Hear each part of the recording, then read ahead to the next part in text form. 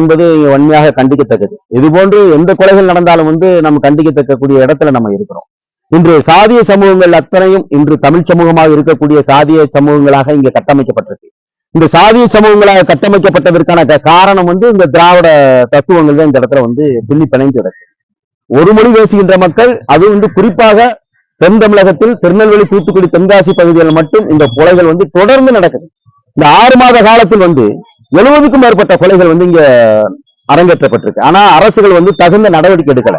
குறிப்பா அரசு தென் தமிழகம், திருநெல்வேலி, தென்காசி பகுதிகளில் முழு கவனம் செலுத்தி எதற்காக நடக்கிறது ஒரு குழு வரையறுக்கப்பட்டு இந்த கொலைகளை தடுத்து நிறுத்தணும். அப்ப இதற்கு காரணமாக குறிப்பா பாத்துட்டீங்கன்னா இந்த இடத்துல தென் தமிழகத்தில் குறிப்பாக அதிகாரிகள், அவர்கள் நாடார் சமூகமோ, தேவேந்திர குல வேளாளர் சமூகமோ, மறவர் சமூகமோ, கல்லூர் சமூகமோ சார்ந்த அதிகாரிகளை இந்த இடத்தில் தென் தமிழகத்தில் நியமனம் செய்வது என்பது இது முற்றிலுமாக இதை தவிர்க்க வேண்டும். இதுதான் பெரும் சிக்கலாக இருக்கிறது.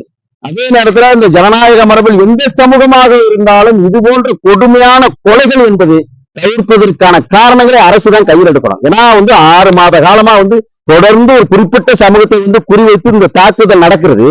ஆனால் திராவிட கட்சிகள் இது சாதாரண விடயமாக கடந்து செல்வது இங்கு வேதனையாக இருக்கு. புரிஞ்சுங்களா? அது என் அன்பு தம்பி மது பழக்கம் இல்லாமல் இந்த ஜனநாயக நாட்டில் அதர்மத்திற்கு எதிராக களமாடிய களப்போராளி என் தம்பி தீபக் பாண்டியன் அப்ப அவர் சொன்னதை இந்த இடத்துல நம்ம பதிவு செய்யறோம். இளைஞர்கள் எல்லாம் படிக்கணும், மதுகளுக்கு அடிமையிடக்கூடாது. இப்ப இருக்கிற காலகட்டத்துல ஒவ்வொரு கொலைகளுக்கு பின்னாடியே மது இருக்கு, சாராயம் இருக்கு, கஞ்சா இருக்கு. அப்ப கஞ்சா எப்படி இந்த இடத்துல கிடைக்குது? அப்ப ஒரு கொலைகாரனும் ஒரு கற்பழிப்பு குற்றவாளியும் ஈடுபடுறோம், அத்தனை பேர் இந்த போதையில தான் இருக்கிறான். அப்ப அரசு முதல்ல இளைஞர்களுடைய வாழ்க்கை அழிவதற்கு காரணமாக இருந்த இந்த மதுகளை ஒழிப்பதற்கு அரசு நடவடிக்கை எடுக்கல. அது ஒரு காரணமாக இருக்கு. அப்ப ஜனநாயக ரீதியான இந்த மரபுள்ள இந்த நிலத்துல, இந்த தமிழர் நிலத்துல எப்படி இவ்வளவு கூலிப்படைகள் உருவாகுறாங்க? அப்ப பொதுவா என்னன்னா 5-6 பேர் கொண்ட ஒரு கும்பல் தம்பி தீபக் பாண்டியர் வெட்டுறாங்க. அப்ப மறுநாள் இன்னைக்கு நாளைக்குல என்ன சொல்லப்பட்டிருக்கு அப்படின்னு பாத்தீங்கன்னா 20 லட்சம் ரூபாய் பேசப்பட்டிருக்குங்க. அப்ப 20 லட்சம் அந்த இடத்துல பேசப்பட்டிருக்குன்னா 12 லட்சம் கைமாறி இருக்கு. அது எந்த பேங்க்ல எங்க வந்துச்சு கூட காவல்துறைக்கு தெரியுது. அப்ப யார் இப்ப 6 பேரும் கொலை செய்யப்பட்டவர்கள் இதற்கு முன்னாடி கொலைகளில் ஈடுபட்டவர்கள், அவர்கள் கூலிப்படைங்கிறது கூலிப்படை சார்ந்தவர்கள் எல்லாருக்குமே தெரியுது. அப்ப இந்த 20 லட்சம் 12 லட்சம் கைமாறி இருக்குன்னா அந்த 20 லட்சம் யார் கொடுத்தது? இந்த கொலைக்கு ஓனர் யாரு, முதலாளி யாருங்கிறது எங்களுடைய கேள்வியா இருக்கு. அதை அரசு கட்டுப்படுத்தணும்ல. அப்ப இங்க 20 லட்சம் கொடுக்குறாங்கன்னா இன்னொருத்தருக்கு 20 லட்சம் கொடுப்பான், மறுபடியும் இன்னொரு இளைஞர் வெட்டப்படுவான். அப்ப இந்த இடத்துல எங்களுடைய நோக்கம், எங்களுடைய இலக்கு என்ன அப்படின்னா, எந்த இளைஞரும் எந்த சமூகமாக இருந்தாலும் இது போன்ற கொடுமைகள் இது போல வெட்டப்படக்கூடாது, இந்த கொலைகள் நடக்கப்படக்கூடாது. தென் தமிழகம் 1996க்கு பிறகு இந்த பகுதியில் அமைதி பூங்காவா இருக்கிறது. இந்த தென்காசி, திருநெல்வேலி, தூத்துக்குடி இந்த மாவட்டங்களில் கடுமையான இது போன்ற கொலைகள் அரங்கேற்றப்படுது. இது அரசு கவனம் கூர்ந்து ஒரு குழு அமைத்து இந்த கொலைகளுக்கான காரணம் என்னங்கிறத பார்க்கணும். இது எங்களை பொறுத்தவரை ஒரு போராட்டத்தை நாங்க பாக்குறோம். ஏன்னா இந்த திராவிட தத்துவங்கள் தன்னை இந்த மண்ணில் நிலைநிறுத்துவதற்கு இது போன்ற கொலைகளை உருவாக்கி இந்த தமிழ் சமூகத்தை துண்டாடி இந்த மண்ணில் அதிகாரத்தில் சுவைப்பதற்கு இது போன்ற கொலைகளை அரங்கேற்றுவது இந்த திராவிட தத்துவத்துடைய நோக்கம். அதனால்தான் இந்த மண்ணுக்கானவன் யார் என்பதை நாம் அடையாளப்படுத்துறோம். அதற்கான தலைமைகளை உருவாக்குவதற்கு நாங்கள் பயணிக்கிறோம். எக்காரணத்து கொண்டும் அடுத்து வரும் தலைமுறைகள் அருவா கலாச்சாரத்திற்கு போகக்கூடாது, இந்த மண்ணில் வெட்டி சாகக்கூடாதுங்கிறத நாங்க சரியா நிற்கிறோம்.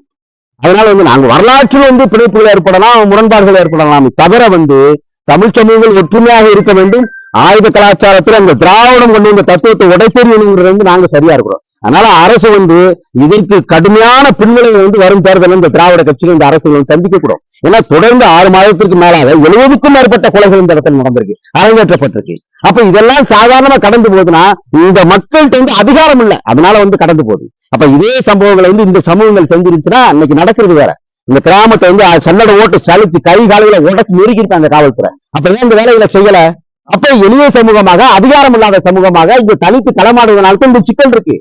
அதனால ஒட்டுமொத்தமாக திராவிட இயக்கங்கள், திராவிட கட்சிகள் கவனம் கூர்ந்து இது போன்ற கொலைகளை தடுக்க தவறினால் வரும் தேர்தலில் கடுமையான பின்விளைவை சந்திக்கக்கூடும். அதே நேரத்தில் தனிக்குழு அமைத்து இந்த தென்காசி, திருநெல்வேலி, தூத்துக்குடி மாவட்டங்களில் இந்த கொலைகள் எதற்காக நடக்கிறது, இந்த கூலிப்படையோட தலைவன் என்ன, அவர்களுடைய நோக்கம் என்ன, அரங்கேற்றப்பட்டவர்கள் பூரா இன்னைக்கு சுகபோகமா நடமாடும் பொழுது சம்பந்தமில்லாத ஒரு 4 பேர் இந்த கொலைக்கு நீதிமன்றத்தில் ஆஜர்படுத்தி இந்த கொலையை மூடி மறைக்கிறதுங்கிறது இது சரியான வேலை இல்லை. இதற்கான பாடம் இந்த செயலை அரசு கடந்து போனால் வரும் தேர்தலில் கடுமையான பின்விளைவை சந்திக்கப்படும்.